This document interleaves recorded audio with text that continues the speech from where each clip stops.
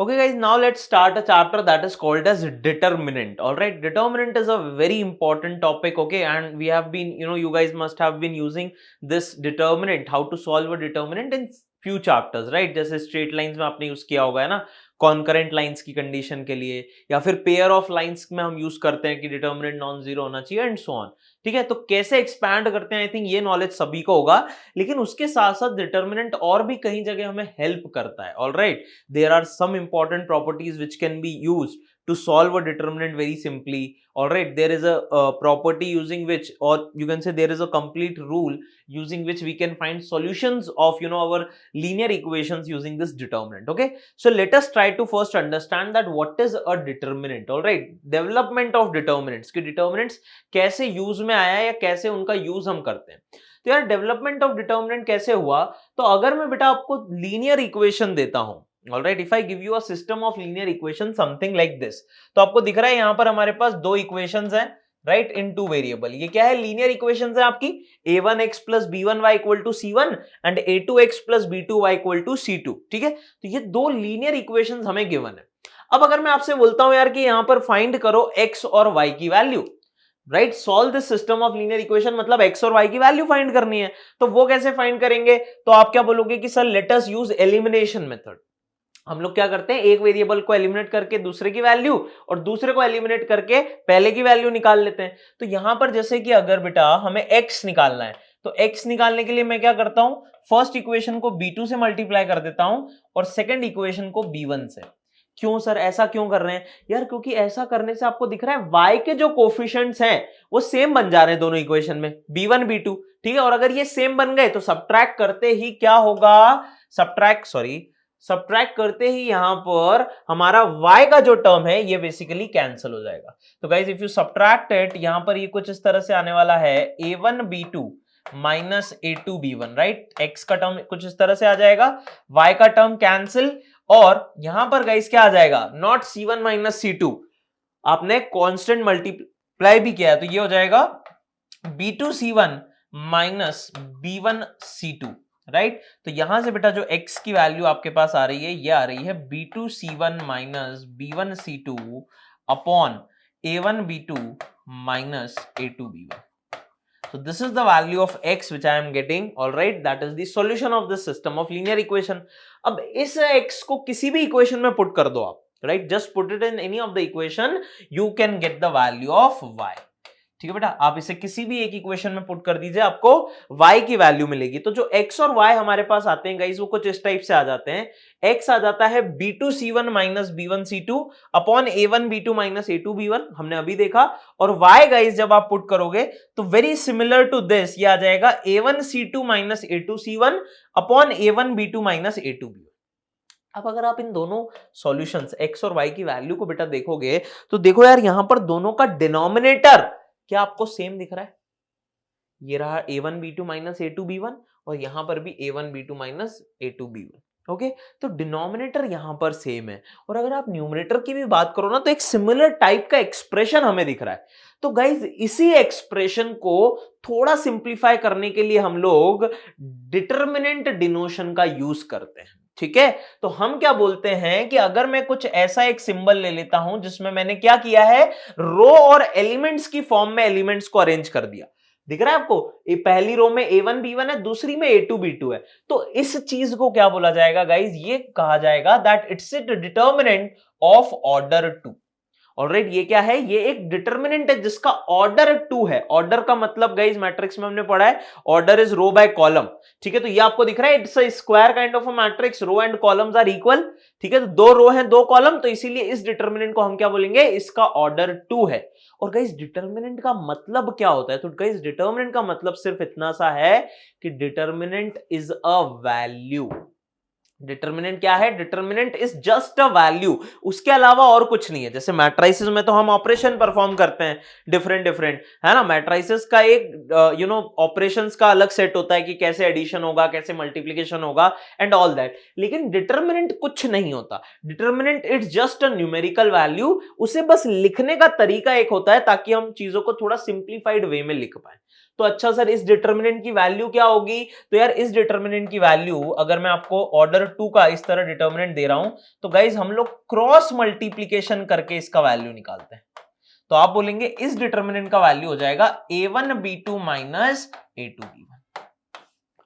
तो इस वैल्यू को हम डिटर्मिनेंट के फॉर्म में कुछ इस तरह से लिख सकते हैं। a1b2 इसकी वैल्यू क्या होगी? a1b2 minus a2b1। Alright, so this is how guys you can write down a determinant of order 2 and you can clearly see it will have 4 elements arranged in the form of rows and column। ठीक है, तो अगर अब फिर से हम हमारी linear equations पे आते हैं, ठीक है, जैसे यहां पर आपको दिख रहा है इसका वैल्यू मैंने अभी आपको बताया a1b2 माइनस a2b1 है। अब अगर आप देखोगे तो जो x की वैल्यू आ रही थी या y की जो वैल्यू अभी सॉल्यूशन में आया था, क्या उसका डिनोमिनेटर गाइज यही था? राइट, तो इसका मतलब क्या हुआ कि जो हमारे पास x और y की वैल्यू आ रही हैं उन्हें हम कुछ इस फॉर्म में लिख सकते हैं। राइट, जो बड़े से एक्सप्रेशंस आ रहे थे उन्हें अब हम इस फॉर्म में लिख सकते हैं d1 अपॉन डी, जहां पर बेटा d1 क्या होगा या y को हम क्या लिख सकते हैं? d2 upon D. ऑलराइट, अब आप सोच रहे होंगे सर ये क्या है, d1 क्या है, d क्या है? तो यार ये कुछ नहीं है, ये डिटर्मिनेंट्स है। ठीक है, तो जो डिनोमिनेटर में आपका वैल्यू आ रहा था that is a1b2 minus a2b1, क्या बेटा मैं उसे इस तरह से डिटर्मिनेंट की फॉर्म में लिख सकता हूं? That a1b2 minus a2b1 is nothing but it's a और determinant of order 2 having these elements a1 b1 a2 b1। देखो यार मल्टीप्लाई करके आपको सेम चीज मिल रही है।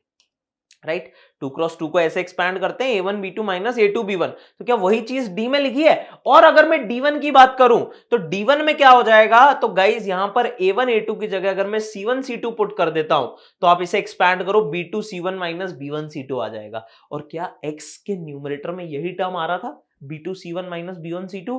और इसी तरह से गाइज y का जो डिनोमिनेटर था उसे डिटर्मिनेंट फॉर्म में हम कुछ इस तरह से लिख सकते हैं, because when you expand it you will get a1 c2 minus a2 c1 which was the determinant which was the term in the numerator of y। तो हमने क्या देखा कि जो लीनियर इक्वेशंस के सॉल्यूशन थे उसे हम इस तरह से डिटर्मिनेंट की फॉर्म में बहुत इजीली एक्सप्रेस कर सकते हैं। ऑलराइट, तो जो वैल्यूज थी उसे हमने सिंपली क्या किया है? डिटर्मिनेंट की फॉर्म में लिख दिया है। अब आप लोग सोच रहे होंगे सर इसको डिटर्मिनेंट की फॉर्म में लिखने का कोई फायदा है क्या? तो देखो ये जस्ट एक एक्सप्रेशन है, ठीक है, ऐसे डिटर्मिनेंट्स का डेवलपमेंट हुआ। हर बार इतना बड़ा एक्सप्रेशन लिखने की जगह साइंटिस्ट ने सोचा कि यार ठीक है इस तरह के एक्सप्रेशंस हम लिख सकते हैं और इनकी जब वैल्यू निकालनी होती है, ठीक है, अभी हम देखेंगे तो हम कुछ प्रॉपर्टीज का यूज बहुत सिंपली कर सकते हैं। ठीक है, तो this is how development of determinants happened. तो आपको सिंपली याद रखना है that if you have a 2 cross 2 order 2 determinant you have to expand it like this, okay, cross multiplication, this into this element minus this into this element। okay, so this was for a 2 cross 2 determinant or you can say order 2 determinant। इसी की जगह पर अगर ठीक है तो x का value जैसे ये आ रहा था b2 c1 minus b1 c2 upon a1 b2 minus a2 b1 और y का वैल्यू क्या आ रहा था? a1 c2 minus a2 c1 upon a1 b2 minus a2 b1। so you can write it in very small terms using determinant something like this। Now, after this 2 cross 2 determinant, if I take a determinant of order 3 guys, so obviously you can say it will have 3 rows and 3 column। तो guys यहां पर अगर 3 cross 3 determinant या order 3 का determinant आपको लिखना है तो वो कुछ इस तरह से दिखेगा। वर्टिकल बार्स के अंदर फिर से हमने क्या पुट कर दिए? 9 element a1 b1 c1 a2 b2 c2 a3 b3 c3। ठीक है, सो this is what, this is your determinant of order 3। अब अगर मुझे इसका वैल्यू गाइस फाइंड करना है तो इसका वैल्यू फाइंड करने का एक बहुत सिंपल सा मेथड होता है। आप क्या करते हो, ये पहला एलिमेंट लिया बेटा आपने a1, अब आप क्या करो इस रो और इस कॉलम को डिलीट कर दो। ठीक है, ये क्यों करते हैं अभी थोड़ी देर में समझ में आएगा, लेकिन अभी हम सिर्फ अगर इस डिटर्मिनेंट की वैल्यू फाइंड करना चाहते हैं, क्योंकि मैंने आपको बताया determinant is nothing but it's a numerical value, है ना, उसको सॉल्व करने पे एक वैल्यू आती है, वो वैल्यू कैसे निकालना है? तो गाइज आप क्या करो, पहला एलिमेंट लिया रो 1 का और फिर हमने क्या किया, इन दोनों को हटा दिया। ठीक है, ये जो फर्स्ट कॉलम था और फर्स्ट रो थी इसे हटा दिया, तो आपको दिख रहा है अभी कि 2 क्रॉस 2 डिटर्मिनेंट बनेगा, राइट, उसे एक्सपैंड कर लो, वो तो आपको आता ही है, उसकी वैल्यू हो जाएगी बेटा b2 c3 minus b3 c2। ठीक है, तो पहले एलिमेंट के साथ कुछ इस तरह से आ जाएगा। अब दूसरा एलिमेंट जब b1 लेते हैं गाइस तो हम एक माइनस साइन यहां पर लगा देते हैं। सर क्यों लगा देते हैं? अभी थोड़ी देर में समझ में आ जाएगा। अभी के लिए याद रख लो कि दूसरा एलिमेंट जब भी लेना है तो माइनस साइन आ जाएगा। तो ये माइनस b1 आ गया। फिर इसके साथ क्या करो, आप रो को डिलीट करो, कॉलम को डिलीट करो, जिस रो और कॉलम में ये एलिमेंट आ रहा है। और अब अगर मैं एक्सपैंड करूं तो गाइज ये आ जाएगा कुछ a2c3, रिमेनिंग एलिमेंट्स को cross multiply, a2c3 minus a3c2। और इसी तरह से गाइज लास्ट में आप क्या करो, लास्ट एलिमेंट ले लो again with a plus sign c1, और फिर से वही चीज, जिस रो और कॉलम में ये आ रहा था उसे डिलीट करो। तो देख रहे हैं आपको फिर से एक 2x2 डिटर्मिनेंट मिलेगा। उसकी वैल्यू बेटा क्या हो जाएगी, a2b3 minus a3b2। okay, so guys this is nothing but this is called as your value of the determinant, okay, और this is called as the expansion of determinant। ठीक है, इस determinant की हमने क्या निकाल लिया, इस तरह से expand करके value निकाल ली। अब देखो एक चीज आपको याद रखनी है कि सर क्या ये एक फॉर्मूला है, हाँ है, लेकिन इसे आप याद बहुत इजीली रख सकते हो। पहला एलिमेंट जिस रो और कॉलम में आ रहा है उसे डिलीट करो तो ये और ये गायब हो जाएगा, आपको दिख रहा है only this part will be remaining, उसका एक्सपेंशन ये आ गया। फिर माइनस साइन के साथ दूसरा एलिमेंट उस रो और उस कॉलम को हटा दो, अगेन क्रॉस मल्टीप्लीकेशन से ये टर्म आ गई। और फिर लास्ट एलिमेंट c1 ले लिया हमने और इस रो और इस कॉलम को हटाया, तो यहां पर a2b3 माइनस a3b2 आ गया। So this is how we can expand a determinant guys, okay. So this value can be find as a1 into, तो a1 के साथ देखो ये एलिमेंट और ये एलिमेंट डिलीट किए तो ये डिटर्मिनेंट बचेगा, माइनस b1 के साथ इस रो और इस कॉलम को हटाओ तो डिटर्मिनेंट 2x2 कुछ इस तरह से बनेगा, और c1 के साथ कुछ इस तरह से डिटर्मिनेंट बनेगा, जिसकी फाइनल वैल्यू गाइज अभी हमने देखी कुछ इस तरह से आ जाएगी। लेकिन गाइज हम वैल्यू को कुछ इस तरह से भी अरेंज कर सकते हैं। इस तरह से मतलब अभी मैंने क्या किया, रो के अलोंग इसे एक्सपैंड किया। रो के अलोंग मतलब हमने a1 लिया, फिर b1 लिया, फिर c1 लिया। ऐसे ही बेटा मैं इसे कॉलम के अलोंग भी एक्सपैंड कर सकता हूं। मैं फर्स्ट एलिमेंट लूं, उसको उसके रो और कॉलम को डिलीट किया, रिमेनिंग डिटर्मिनेंट यहां पुट किया। अब फिर से अगर मैं दूसरे कॉलम पे हूं तो फिर से माइनस साइन लगा दिया, राइट। कॉलम का दूसरा एलिमेंट a2 था तो माइनस a2, इस रो और इस कॉलम को डिलीट किया तो देखो रिमेनिंग एलिमेंट्स का determinant b1 c1 b3 c3, और लास्ट में a3 लिया तो a3 के कॉलम और रो को डिलीट किया तो डिटर्मिनेंट आ जाएगा b1 c1 और b2 c2। So guys this answer and this answer will be exactly same, ठीक है। तो आप किसी डिटर्मिनेंट को रो के अलोंग भी एक्सपैंड कर सकते हो और कॉलम के अलोंग भी एक्सपैंड कर सकते हो। समझ में आई बात। तो अगर 3x3 डिटर्मिनेंट है तो वो इन दोनों ही तरीके से एक्सपैंड किया जा सकता है और उसकी वैल्यू आप बेटा फाइंड कर सकते हो, ठीक है।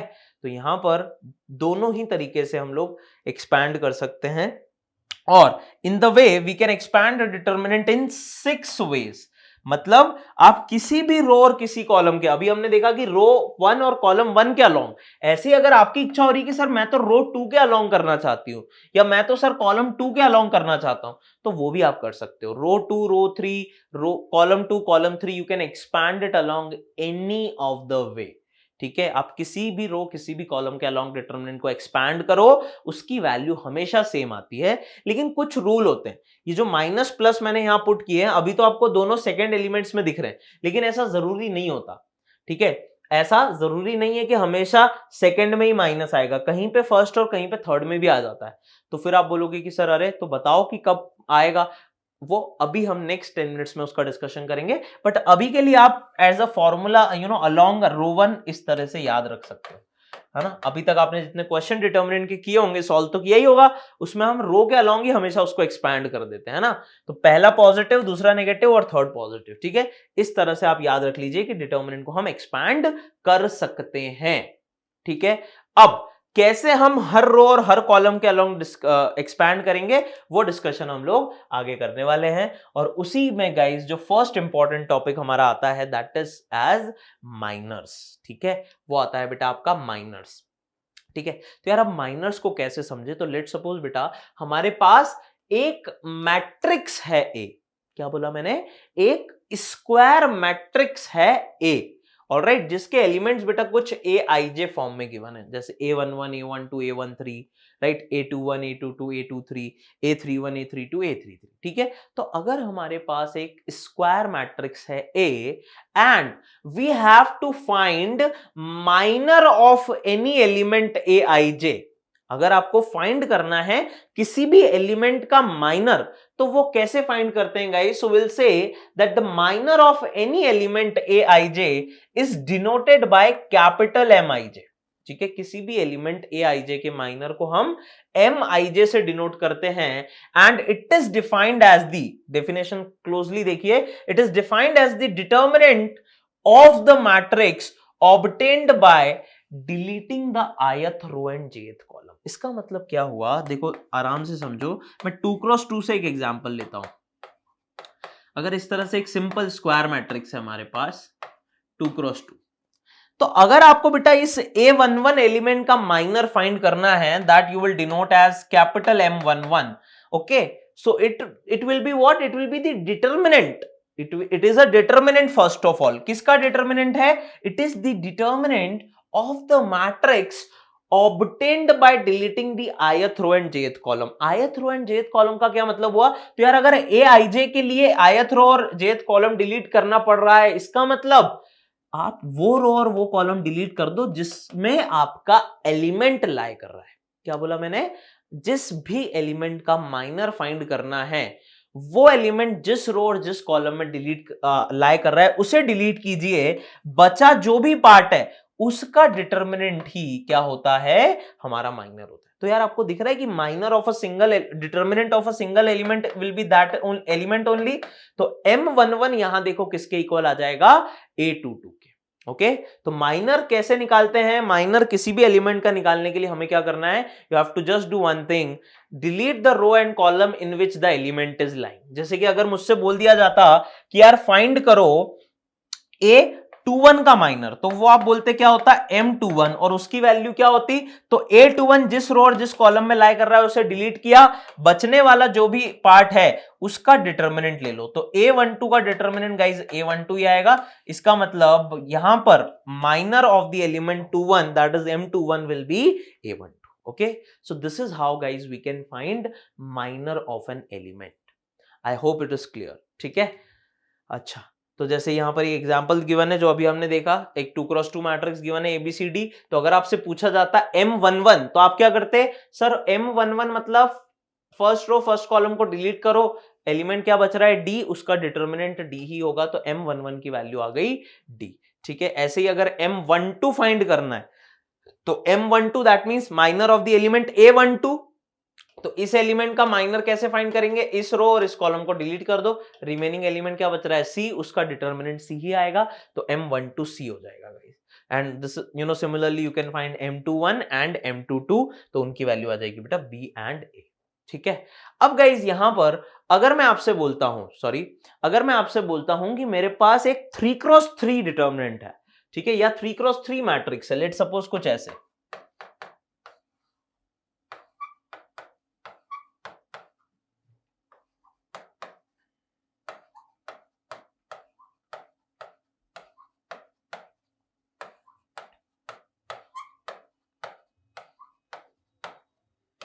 तो क्या आपको दिख रहा है? This is your 3x3 square matrix. See, you can find minors only for square matrices, है ना, क्योंकि हम लोग वैसे भी डिटर्मिनेंट के लिए इसे फाइंड करना चाहेंगे, तो डिटर्मिनेंट में हमेशा रो और कॉलम गाइस इक्वल होते हैं, है ना, हमेशा वो स्क्वायर टाइप का दिखेगा आपको।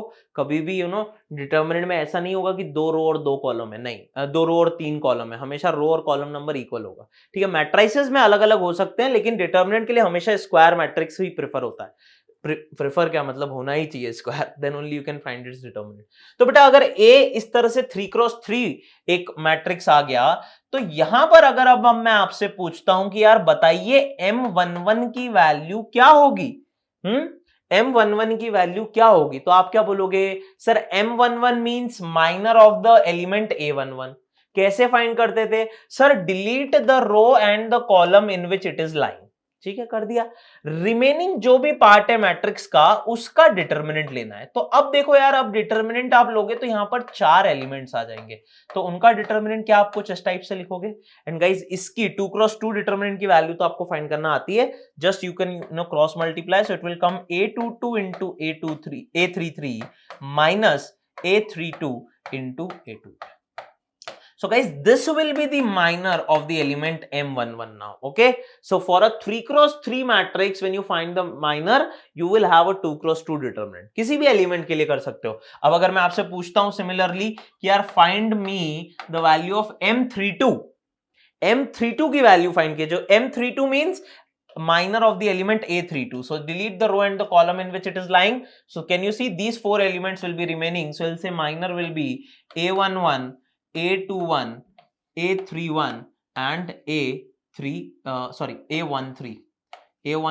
and A23. Yes or no? ये एलिमेंट और ये एलिमेंट डिलीट हो गए, ये और ये एलिमेंट्स बचेंगे, तो उनका डिटर्मिनेंट आप ले लो, आपको माइनर मिल जाएगा. So guys this will come as A11 into A23 minus A21 into A13. So this is your minor of the element A32 that is given as M32. Okay, तो इस तरह से guys हम लोग minor of any element you can find. Okay, this is the first important concept. और guys इसके बाद जो next important concept आता है that is cofactors या cofactor of an element. Okay, तो कोफैक्टर्स को गाइस डिफाइन करना बहुत इजी है. अगर आपको माइनर अच्छे से समझ में आया तो कोफैक्टर में कुछ नहीं करना, फिर से आप सोच लो कि माइनर ही फाइंड करना है. ठीक है, तो कोफैक्टर को हम क्या बोलते हैं? अगेन अगर मेरे पास एक स्क्वायर मैट्रिक्स है, alright, then cofactor of any element Aij guys. Okay, cofactor of any element Aij it is denoted by Cij. ठीक है, जैसे माइनर के लिए m, वैसे ही कोफैक्टर के लिए c यूज करेंगे.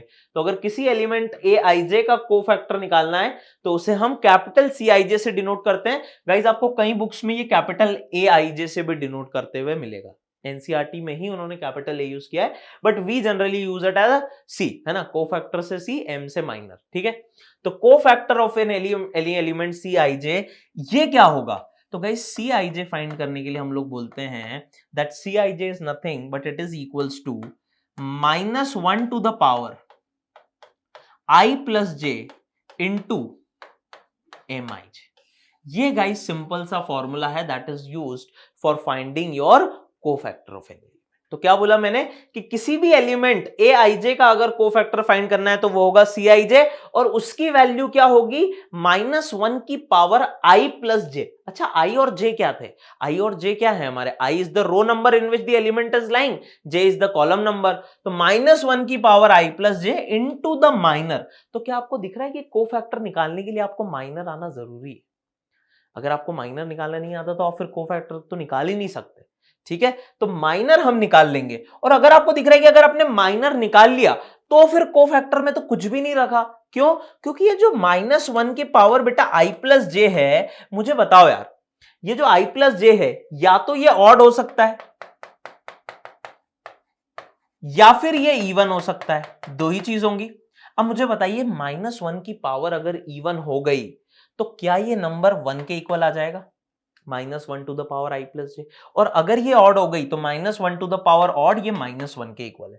That means this term can have only to values, either it can be 1 और इट कैन बी -1, राइट. और अगर ये 1 और -1 के इक्वल है, इसका मतलब कि कोफैक्टर या तो माइनर के इक्वल हो सकता है या माइनस टाइम्स ऑफ माइनर हो सकता है. इसके अलावा और कुछ नहीं होगा. सर दिख रहा है ना यार आपको कि सर कोफैक्टर या तो माइनर के इक्वल होगा. वो कब होगा माइनर के इक्वल? जब I plus j, row number और कॉलम नंबर का जो एडिशन है वो इवन आ जाए, और -Mij के इक्वल हो सकता है जब इन दोनों का सम ऑड नंबर आ जाए. तो गाइस कोफैक्टर कुछ अलग है ही नहीं, है ना. अगर हम मैथमेटिकल पॉइंट ऑफ व्यू से देखें तो या तो वो माइनर के इक्वल है या माइनस टाइम्स ऑफ माइनर के इक्वल है. और ये प्लस माइनस कैसे डिसाइड होगा?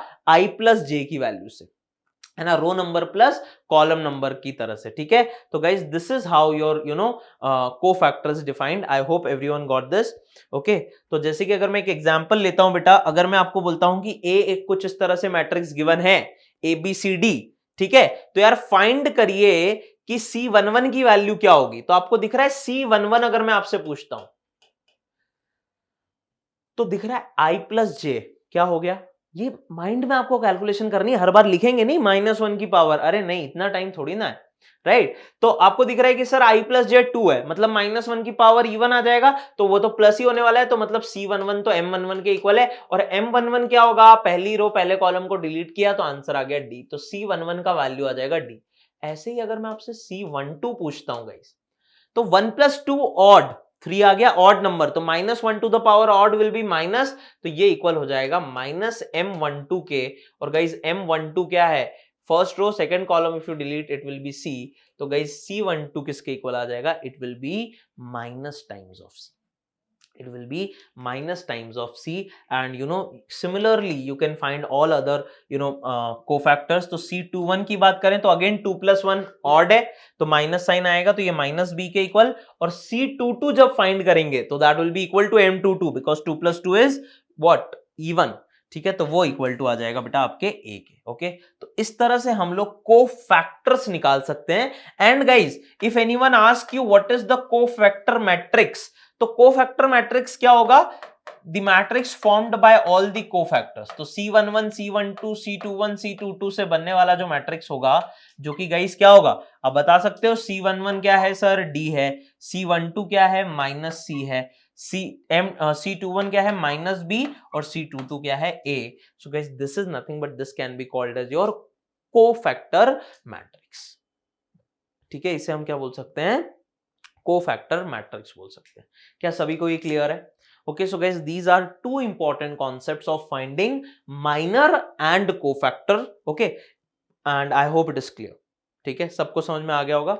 चलिए, अब गाइज माइनर और कोफैक्टर का ही यूज करके हम लोग डिटर्मिनेंट को एक्सपैंड करते हैं. ठीक है, तो जो अभी आपने फॉर्मूला देखा था वो तो आपको पता था, रटवा दिया जाता है ना, बस बता दिया जाता है कि याद करो. वो आता कैसे है, तो गाइज वो आता कुछ इस तरह से है कि किसी भी डिटर्मिनेंट की अगर हमें वैल्यू निकालनी होती है, ठीक है, जैसे कि अगर मैं आपको एक डिटर्मिनेंट दे देता हूं यहां पर D, और वो बेटा कुछ इस तरह से है,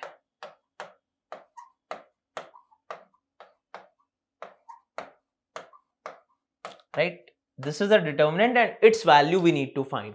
तो क्या बोला गया है, it is the sum of product of elements of a row और column with their corresponding cofactor.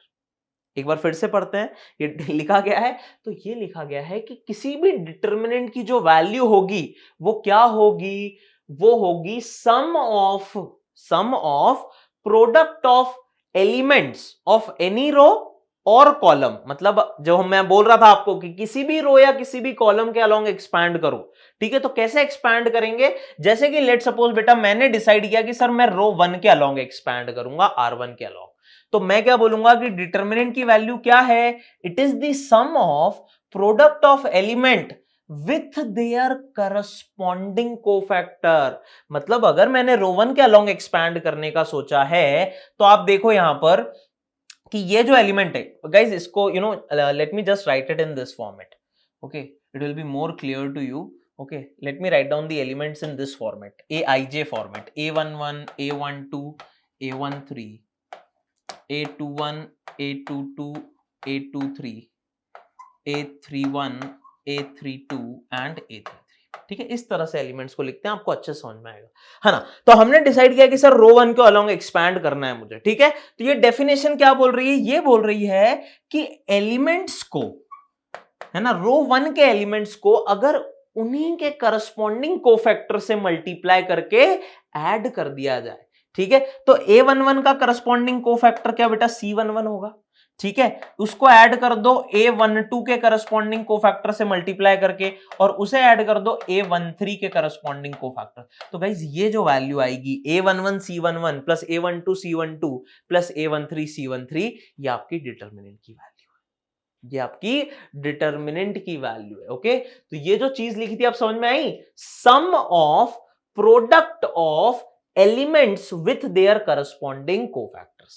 ठीक है, अब इसे आप एक्सपैंड करके अगर देखेंगे तो देखो A11, अच्छा बताइए C11 किसके इक्वल होगा गाइस, फटाफट कैलकुलेशन होना चाहिए. तो I + J E1, तो -1 की पावर E1 1 हो जाएगा, तो ये आ जाएगा sir M11.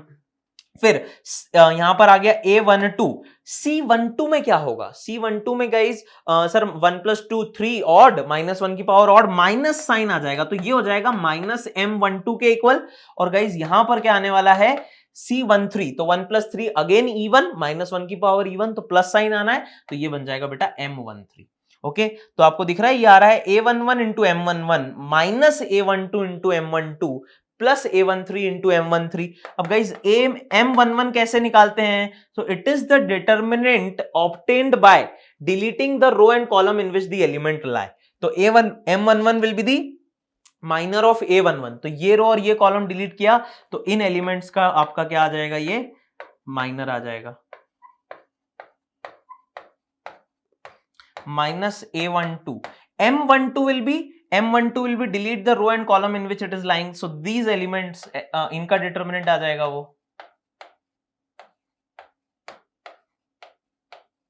And plus A13। तो अब M11 कैसे निकालेंगे? M11 क्या हो जाएगा guys? M11 will B minor of A11। तो फर्स्ट रो फर्स्ट कॉलम को डिलीट कर दिया, रिमेनिंग डिटर्मिनेंट तो वो आ जाएगा बेटा A22, A23, A32, A33। ठीक है, फिर ये minus A12, right, minus A12 into M12।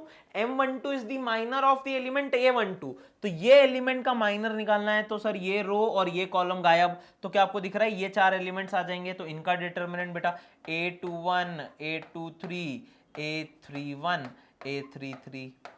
और लास्ट में गाइस इसी तरह से A13 into minor of the element M13।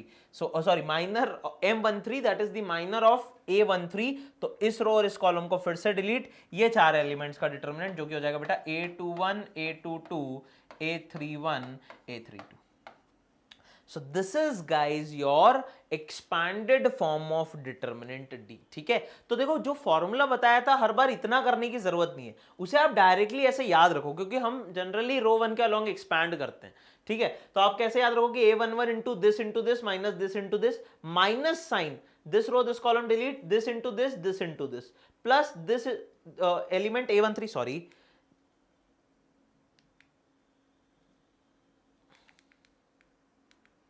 yeah, this element plus A13 into this row this column delete, A21 into A32 minus A31 into A22। okay, तो इस तरह से याद रखो, but the logic is this। अब guys ये तो रो के अलोंग वन के अलोंग हो गया, लेट्स सपोज मुझे इसे एक्सपांड करना है कॉलम 2 के अलोंग। मैंने बोल दिया कि सर मैं तो चाहता हूं कि कॉलम 2 के अलोंग एक्सपैंड करूं, तो कैसे लिखोगे डिटरमिनेंट की वैल्यू? तो आप बोलोगे फिर से सेम चीज। तो यहां क्या बोला गया था डेफिनेशन में कि जिस भी रो या कॉलम के एलिमेंट्स ले रहे हो उसके करस्पॉन्डिंग कोफैक्टर से मल्टीप्लाई करो। तो अगर मेरा एलिमेंट है A12 तो बेटा इसका करस्पॉन्डिंग कोफैक्टर क्या C12 हो जाएगा। अगर एलिमेंट है A22 तो इसका करस्पॉन्डिंग कोफैक्टर बेटा C22 हो जाएगा। और अगर एलिमेंट है A32 तो इसका करस्पॉन्डिंग कोफैक्टर हो जाएगा C32। तो गाइज ये वैल्यू भी आपको सेम डिटर्मिनेंट D की वैल्यू देगी। यहां से जो आंसर आ रहा है और यहां से जो आंसर आ रहा है वो एग्जैक्टली सेम होगा, आप अब चेक कर सकते हो। ठीक है, और अब देखो इसीलिए मैं बोल रहा था कि ये माइनस की वैल्यू कहीं पे भी पोजीशन चेंज हो सकती है, ऐसा जरूरी नहीं कि हमेशा मिडिल टर्म में आएगा। यहां देखो C12 तो 1 + 2 ऑड है, तो क्या माइनस M12 माइनस साइन यहीं आ जाएगा, और लास्ट में भी 3 + 2 ऑड है तो माइनस साइन लास्ट में आएगा। तो यहां फर्स्ट और थर्ड में आ रहा है, सेकंड में नहीं आ रहा, यहां पे सेकंड में आ रहा था। तो ऐसे रटना नहीं है ना। अगर रो वन के अलोंग कर रहे हो तो ये जनरल आप expression you can remember the formula it like a formula, but this is the main formula of the calculation of determinants guys, जो आपको पता होना चाहिए। ठीक है, कि किसी भी रो या कॉलम के एलिमेंट्स को उसके करस्पॉन्डिंग कोफैक्टर से मल्टीप्लाई करते हैं तो वैल्यू ऑफ द डिटर्मिनेंट आता है। अच्छा, इसमें गाइज एक और प्रॉपर्टी होती है, एक और प्रॉपर्टी ये होती है कि लेट सपोज अगर फिर से मैं डिटर्मिनेंट यहां डी लिखता हूं, that is A11, A12, A13, A21, A22, A23, A31, A32, A33। ठीक है, तो हमने बोला अभी कि अगर किसी भी रो या कॉलम के एलिमेंट्स को उसके करस्पॉन्डिंग कोफैक्टर से मल्टीप्लाई करेंगे तो डिटर्मिनेंट का वैल्यू आता है ना, दैट इज ट्रू। लेकिन लेट सपोज बेटा, लेट सपोज अगर मैं सर रो वन के एलिमेंट्स को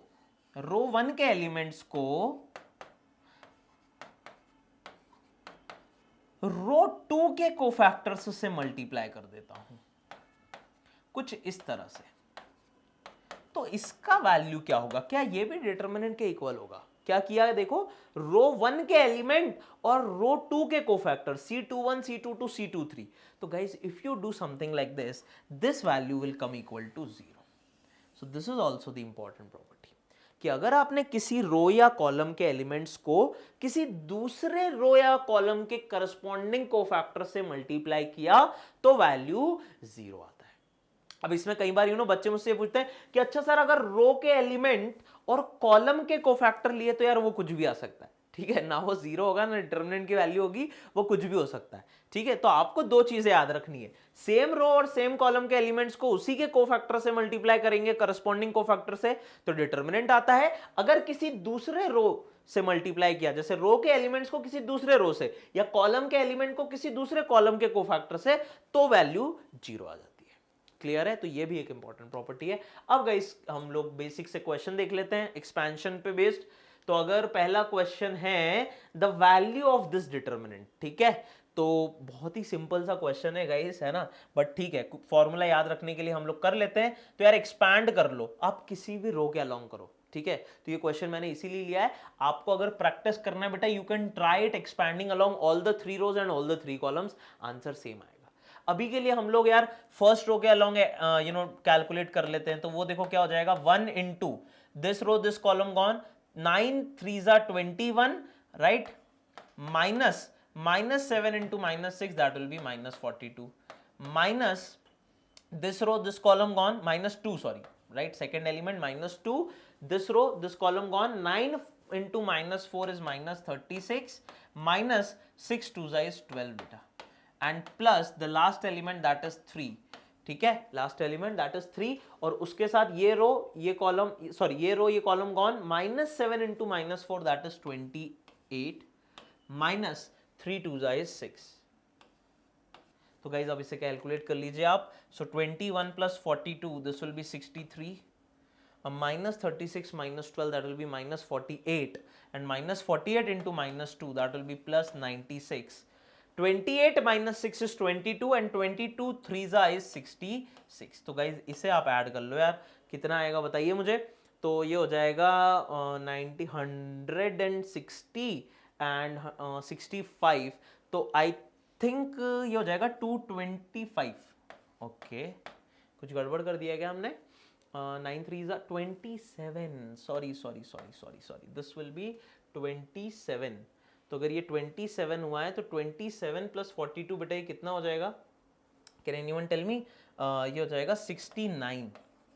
ओके, सो 69 अगर ये हो रहा है तो 69 plus 96 plus दिस, तो देखो ये हो जाएगा 400, 165 और 165 एंड 65 231 आ रहा है, 231। So correct answer is option number C, that is 231। ठीक है, तो ये सिंपली अपने रो 1 के अलोंग एक्सपैंड कर लिया। अब लेट सपोज अगर आपको किसी को भी करना है अगर कॉलम 2 के अलोंग, हाँ लेट सपोज मैं करके बताता हूं आपको कि कैसे कॉलम 2 के अलोंग इसका आंसर सेम आएगा।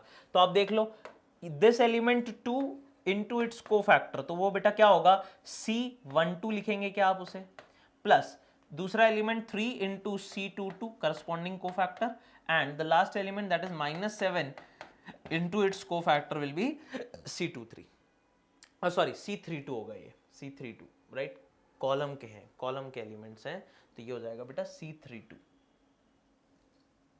अब आप देखो C12 की वैल्यू क्या होगी, तो गाइस क्या -M12 हो जाएगी, C22 की वैल्यू क्या रहेगी, M22 ही रहेगी, और C32 की वैल्यू -M32, तो क्या आपको दिख रहा है ये माइनस माइनस फिर से मिलके प्लस बन जाएंगे। तो गाइज इस तरह से आ जाएगा, क्यों मैं माइनस यूज कर रहा हूं, 1 + 2 ऑड था, 3 + 2 ऑड था, इसीलिए माइनस माइनस साइन आए, यहां नहीं आया। अब यार आप M12 की वैल्यू फाइंड करनी है, M12 minor of this element, so this row and this column you will delete, 9 4s are -36 and -12, right, 6 2s is -12, so -36 -12 ये आ जाएगा बेटा -48, plus 3 into M22, so this row this column gone, 9 1s are 9, 3 2s are 6, so 9 minus 6 is 3, plus 7 into M32, so minor for this element, so this row this column gone, 6 1s are 6, minus of -12, so 6 plus 12 it will become 18। अब आप calculate कर लो यार इसे, तो 18 7 जा कितना होता, अच्छा पहले -2 into -48, तो ये 96 हो गया सर, 3 3s are 9 हो गया सर, और यार मुझे बताओ 18 7 जा कितना होगा, हाँ तो 18 7 जा हो जाएगा आई गेस 126, तो अब इन्हें ऐड करें अगर तो ये हो जाएगा 100 और ये हो जाएगा 131, तो आंसर अब फिर से आ जाएगा 231। चेक कर लो आप, फिर से 231 आ रहा है। इसका मतलब हमने क्या प्रूव कर दिया कि किसी भी रो या किसी भी कॉलम के अलोंग आप डिटरमिनेंट को एक्सपैंड कीजिए, वैल्यू हमेशा सेम आती है। और इसका बहुत इंपॉर्टेंट यूज होता है। आप सोच रहे होंगे कि सर क्यों इतना लिखने की जरूरत है जब ये फॉर्मूला हमें याद ही होता है बचपन से तो नहीं, 11th से 10th में भी आई थिंक कहीं यूज किया होगा। हाँ, एरिया हम निकालने के लिए कई बार यूज करते हैं। तो अगर ये फॉर्मूला हमें डायरेक्टली ही याद है इस तरह से, तो क्यों हम इस तरह से दूसरी रो के अलोंग एक्सपैंड करेंगे? हम तो हमेशा रो 1 के अलोंग करेंगे। नहीं, अभी हम कुछ प्रॉपर्टी देखने वाले हैं जिसमें आप देखेंगे कि कई बार होता है कि किसी दूसरे रो या कॉलम के अलोंग एक्सपैंड करने से डिटरमिनेंट का आंसर जल्दी आ जाता है। तो तब आपको ये बेसिक कॉन्सेप्ट ध्यान में होना चाहिए। ठीक है, सो this is guys how you can expand the determinant. Let's see the next question. Solution हमने देख ही लिया है, आप सभी को आ गया समझ। अब देखते हैं नेक्स्ट क्वेश्चन। तो नेक्स्ट क्वेश्चन में बोला गया है कि if this determinant value is 0 find the value of के। क्या बोला गया कि अगर इस डिटरमिनेंट का वैल्यू 0 है तो के, यहां पर आपको दिख रहा है एक अननोन कांस्टेंट है के, उसका वैल्यू फाइंड करना है। तो यार वो कैसे फाइंड करेंगे? तो आप एक्सपैंड कर दो फिर से फर्स्ट रो के अलोंग, तो ये आ जाएगा k plus 3 into -6 plus 3, that will B -3 बेटा, -1 into 3 3 9 and minus of minus के, तो क्या बेटा उसे मैं 9 प्लस के लिखूं, और लास्ट में आ जाएगा -2 into 3 into -3 is -9 and minus of minus के इंटू -2 इज 2k, तो वो हो जाएगा -2k। तो गाइज ये आ गया आपका एक्सपेंशन ऑफ द डिटरमिनेंट, और इसकी वैल्यू ध्यान रखें 0 है। इसकी वैल्यू क्या है? 0। तो अब इसे एक्सपैंड कर लो यार, तो ये हो जाएगा -3k -9 -9 -k plus 18 plus 4k। तो क्या आपको दिख रहा है 9 9 and 18 are getting cancelled, -9 plus 18 gone, तो -3k -k प्लस 4k ये भी कैंसिल हो गया। तो यहां तो 0 इक्वल टू 0 आ रहा है। तो कई बार बच्चे बोलते हैं कि सर इसका मतलब k की वैल्यू 0 होगी। क्या k की value 0 is the correct answer? No guys, here you are getting 0 equal to 0। इसका मतलब तो ये हुआ ना कि यार इस डिटरमिनेंट की वैल्यू k पर डिपेंड कर ही नहीं रही है, वो तो हमेशा 0 आ रही है। यहां k को आप 1 पुट करो, 2 पुट करो, कुछ भी पुट करो, ये तो पार्ट हमेशा कैंसिल होके 0 आ रहा है ना यार। तो इसका मतलब इस क्वेश्चन का करेक्ट आंसर क्या होगा? k can be any real number, k can be any real number, this determinant will be always 0। ठीक है, तो इसका आंसर k इक्वल टू 0 नहीं होगा बेटा, k can be any real number होगा। I hope you are getting this point.